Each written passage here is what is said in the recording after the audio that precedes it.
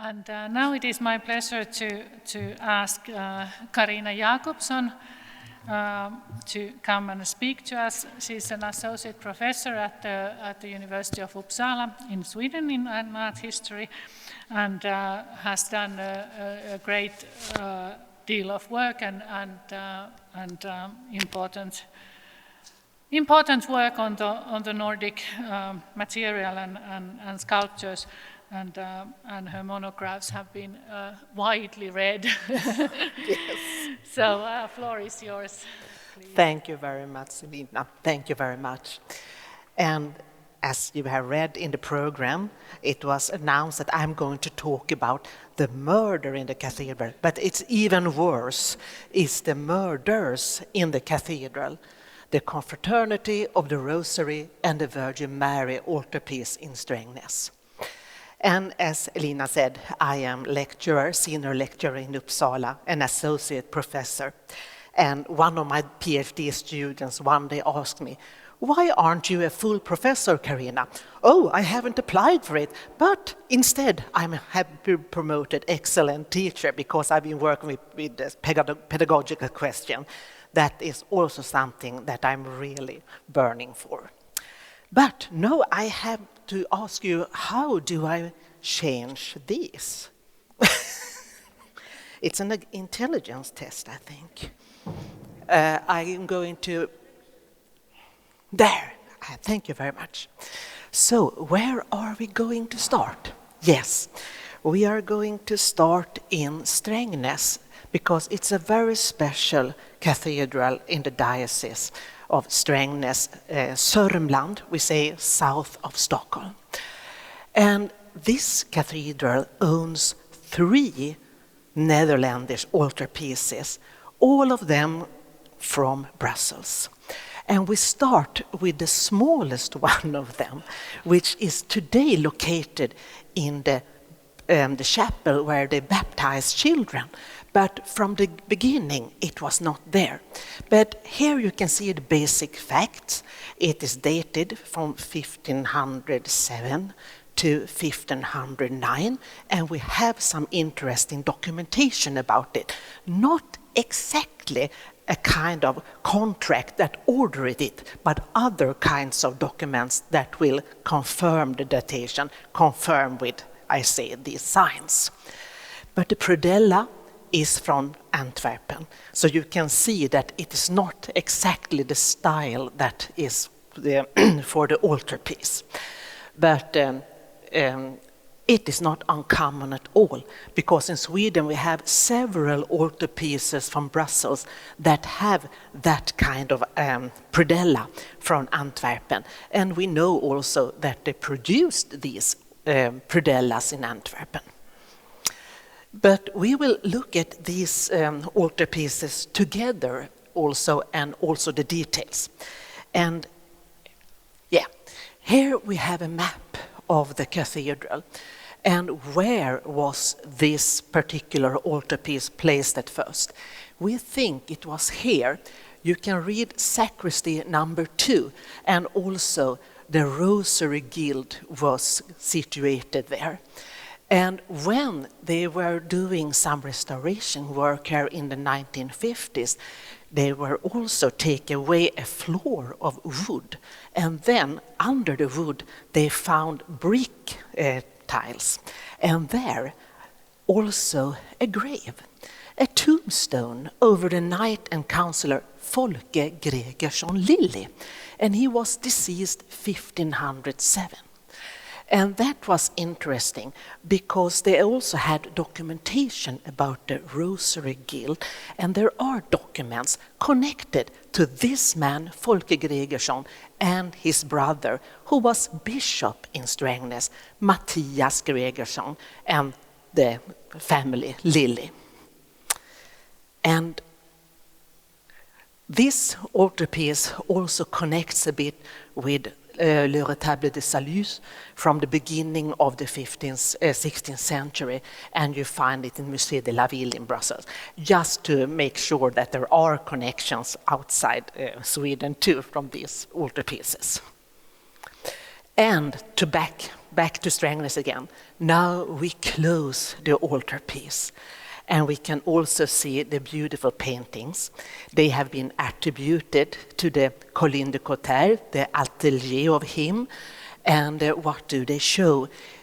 We have Saint Anne and Joachim, their wedding. And here we find Anne and Joachim distributing alms to the poor. And here we find Joachim in the temple where he is going to make an offer, and he is rejected from there. And then the meeting at the Golden Gate. And up here, the Virgin Mary on the crescent, radiated by the sun, and 12 stars on behind her head, and Saint Mass, Gregory's Mass. And this is, so to say, the closed altarpiece and the iconography that we see there. But we will open up the altarpiece again. And what will we see? I forget. Now we take it, iconography, and we will make it very short, because iconography is not the subject for this seminar.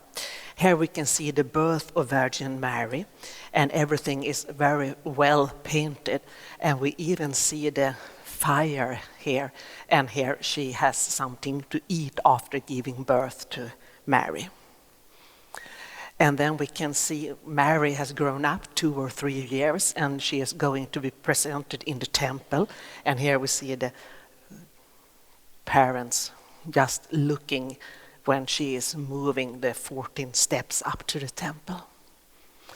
And I have a lot of pictures here, but the reason why I have them is because I am going to give another lecture, and perhaps they want me to stop now, but here we have it again. Yeah. And now we see the mid part. And we can also see the Jesus Christ being born, but also that the part of the Jesus child has been stolen. And we also have other parts that has been gone away. And here we are, it is the place where the Virgin Mary was attached. I think I have better pictures. Yeah, the betrothal of Virgin Mary and Joseph. And I also want you to note that it is interesting here that we have the Joseph in his youth, and otherwise we are very accustomed to see him with gray hair and beard. But there's a reason to that, and I don't know if I had the time to talk about it, but it is consequently painted as a younger man in this altarpiece. And after that we can also see the flight to Egypt, because now I go through the altarpiece and we are on the wings now.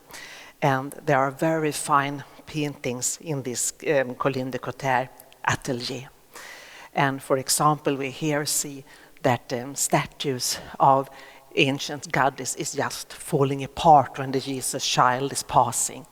And fine details also that we can see in the background, where we have the miracle of the harvest that appeared when the Jesus child was passing, and they could pass just because of the miracle of the harvest. And if you have forgotten this phenomenal story, you can come to me afterwards and I will explain it. And then we also see the beautiful picture here of Jesus at 12 years age in the temple. The Holy Family was on their way on to visit Jerusalem, and suddenly the Jesus child disappeared. And after 3 days of looking for him, they found him. And here we have a beautiful picture slide when we see the relieved Mary found finally her child. Yeah. But Strängnäs is also interesting because, as I started with, 3 altarpieces all together. And the high altarpiece is also called the Rogge altarpiece. And it was ordered for the high altar. And how do we know that? Yes, we both have coat of arms, but also documentary evidence. Because in the Royal Library in Stockholm, there is a documentation about this remarkable bishop, Kurt Rogge. And this documentation says that for the high altar in his church, he ordered and paid for this piece of work. And together with the coat of arms, it's a good documentation that he really did it. And as you can see, it's a really, so to say, astonishing work of art. 3.5 meters nearly when it is out that way. And the most interesting thing here is also, I think you want to see the coat of arms. There are 2 of them, but I have a picture of one, because here you can see on the colonnette a little lion and a coat of arms. And the coat of arms, it is red pipe with on blue ground. And I also have written it down in the text, you will see. And where is it situated? Yeah, it's interesting, because here we have Pontius Pilate. So it is situated there, and it's a bit, so to say, perhaps some mockery.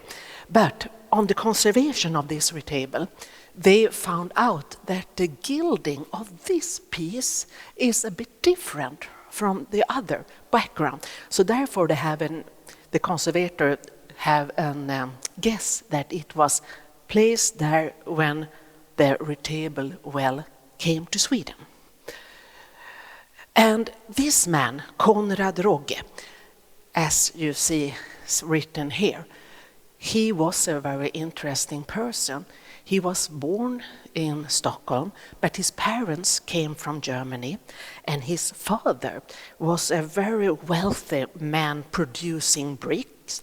So he had a lot of work in Stockholm and other areas, because there were a lot of churches made in brick at that time.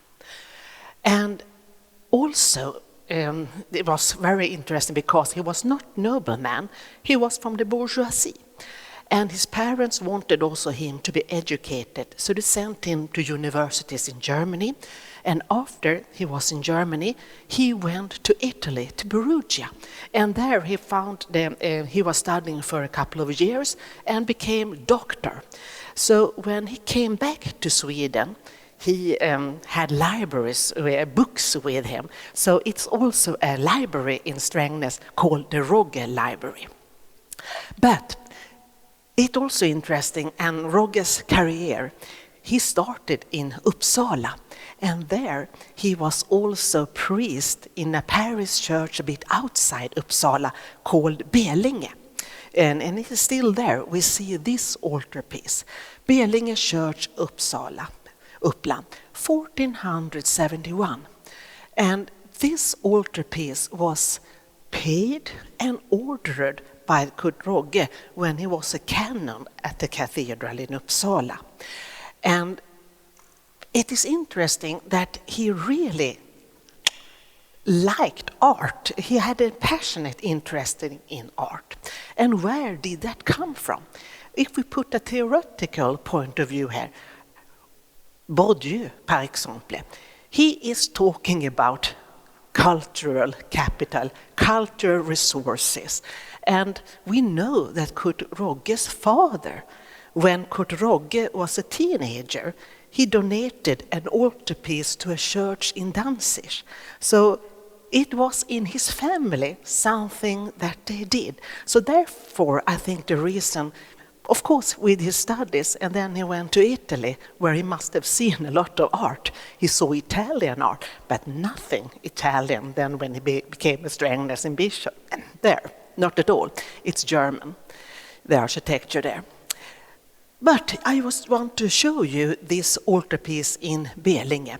And we know that he ordered it because on the back of this altarpiece there was a parchment note, and with this text, Konrad Rogge, ärkediakon i Uppsala, archdeacon in Uppsala, let göra, alltså made this Tabelan fekit av Johannes Stenroth from Lübeck.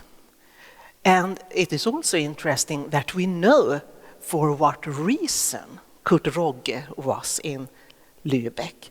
2 years before that, 1469, he was in a peace meeting in Lübeck. So there we know that he was together with another man negotiating for peace in Sweden. So he had and made his contacts there.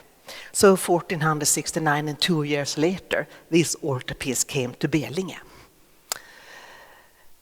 And as we start with Strängnäs again, the second altarpiece that we think that we know that Rogge had something to do with, it is the minor Rogge altarpiece from around 1490.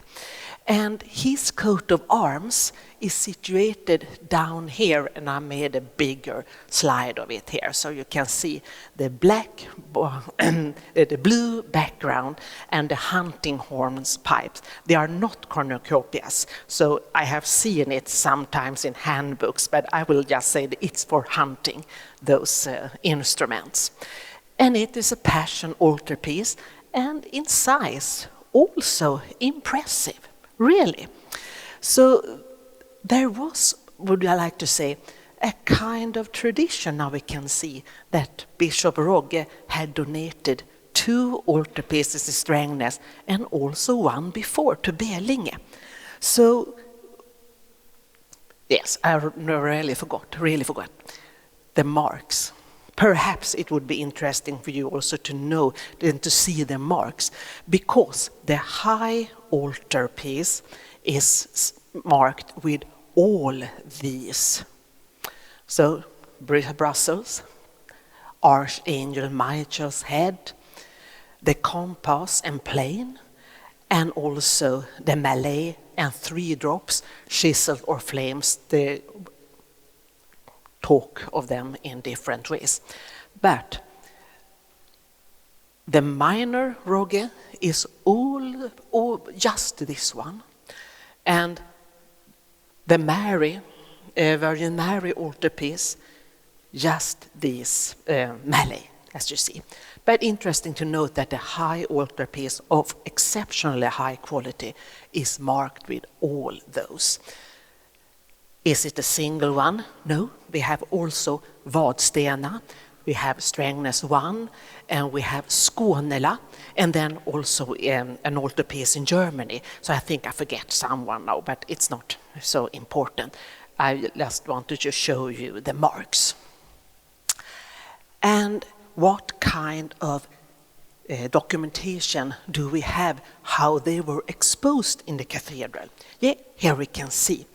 Because it's a drawing of the chancel or high choir of Strängnäs from the late 17th century. Erik Dahlberg has made this drawing. And here we can see the Marian altarpiece, and we can recognize the nativity here. And here we can see the minor altarpiece, the minor Rogge altarpiece, and there the high altarpiece. And it is a grave choir, because it's a grave for one of Gustav Vasa's youngest son, Karl. He is buried here, and his family.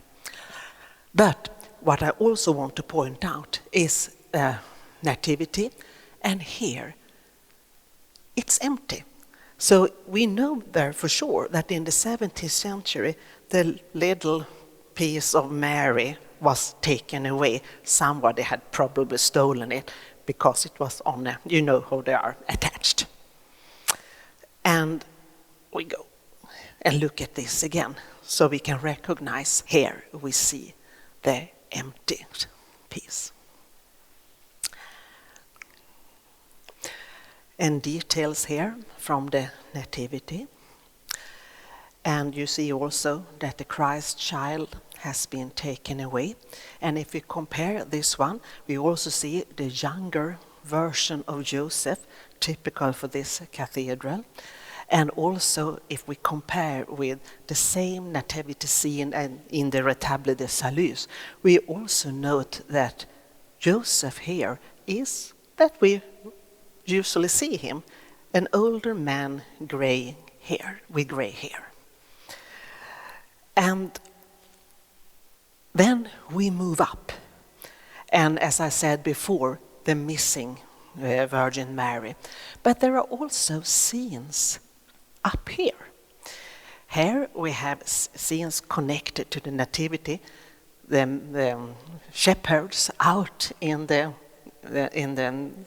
watching their sheep, and they are continuing here. And here we have Moses, and here we have Gideon. So we have figures from the Old Testament. And how this might have looked, we just compare to Vadstena Cloisters, the Abbey of Vadstena. Here we can see the figure of Mary, which is still there. And here we can see a bit closer to Moses, and he is exquisitely carved. You can see how he's just sitting down, his leg up over his knee, and then he is taking off his shoes. But what is he doing? Yes, he is talking to God. God is here in the burning bush. So we see God here. And this is Gideon. He is kneeling. And here we can see the wool, the lambskin. And you know the miracle of the damp lambskin. And this is an interesting figure of Gideon. And here we can see that he is in a medieval armor, and he is wearing a kind of dress over it called juppa, because when a knight was going to, for example, he was going invited somewhere, and he had to put something over his armor. He took something called juppa on. And you can also see it in the next, where we also see that it is blue with gold. And under here you see his armor, and here we see the juppa. But we also have interesting details. The tassé here, and tassé over here. But if you are an expert in armor, you know that the tassé is only to be placed in front of you. So here, the sculptor, or those who ordered it, must have had something special in their minds, because they wanted to show these tassé. And of course, Gideon, it's kind of Marian motif, but the lily, a Marian flower. But we also have something more, because if we think about those who gave donations to this, and I have not told about them yet, there are two persons here that are interesting. The bishop, who was bishop in Strängnäs when this altarpiece came, he was named Mattias Gregersson, and he was of the family with the coat of arms with a lily. And then we have another person who gave a lot of money to the cathedral. It was the bishop's brother, Folke Gregersson. So perhaps this is a double sign for both Virgin Mary and Folke Gregersson Lily. So perhaps it is. And we also know that this man, Folke Gregersson, was buried in the cathedral 1507 in the chapel of the Rosary. So that's the reason why these two persons might have ordered it, because we know that they donated a lot of money. But now, finally, the murders. Yeah, there was a tragical story. 1494, the bishop, Mattias, he was starting his career in Strängnäs. He had become provost or dean in the chapter, and it was a very, very prestigious chapter. And 1495, they were going to celebrate a mass, and then the bishop's brother, Folke, came to the church. And then another nobleman came, and his name was Nils Ryning, and some kind of argument took place. And Folke Gregerson, he was so angry that he killed the 2 servants of Nils Röning. So 2 people were murdered in rage in the cathedral. And Nils Röning himself, he was devastatedly wounded, but he survived. And of course, the archbishop and the bishop were devastated. So Folke had to pay a lot of money in, so to say, to reparate that, for repair. So that's something that might also be a way that I am also looking at this man, that Folke, which was a knight, a member of the National Council, here he is kneeling as a kind of donator in the clothing of Gideon. So it's a kind of double presentation. And where is the Bishop Matthias then? Well, I have a theory. And if we go here and look at the Virgin Mary and the 3 kings, the adoration of the kings, they are exquisitely dressed, as you see. But we have also an interesting thing, because the bed of Virgin Mary is very, very beautiful clothing you see here, textiles. And here we have a part which is worth to look a bit closer to. Here we can see that on the upper part of this gavel, we say in Sweden, I don't know the English word for it, it is decorated with 2 lions. And here we have a lion taken from the conservation in the 1990s. And this little nice lion is grinning with his mouth, and his teeth, we can see them. And what is he holding in his hand? Yes, a coat of arms, very, very small. But this is also twice in this. So we have it here and there, but they are only 2 centimeters high. So my hypothesis here is that, there we can see a better one, that on this, if we make some kind of technical investigation, perhaps we can see what was there, what was painted there. And if we remember, 30 minutes ago, I was talking about the lions on Bishop Rogge and the coat of arms and the pipes that were crossed. So it was a tradition to mark the coat of arms that way. And of course we can also put the question, but is it common to make these marks with coat of arms on beds? Yes, we went to the Retable de Salut just to make a comparison. And here we have Virgin Mary's bed and this part with the crenellated wall, and it is not some coat of arms there. We have instead another, it looks like a closed flower. So my point is, in this micro-historical study of the Virgin Mary, and that they have some donators here too, the brothers from the family, the noble family. And I think that I have been talking for 30 minutes. I don't know, because I hadn't, yes, I have. And I have some more pictures, but they are not meant to be talked about here, because next month I will hold a lecture in Uppsala, and they have asked for 90 minutes on this theme. So thank you very much for your attention.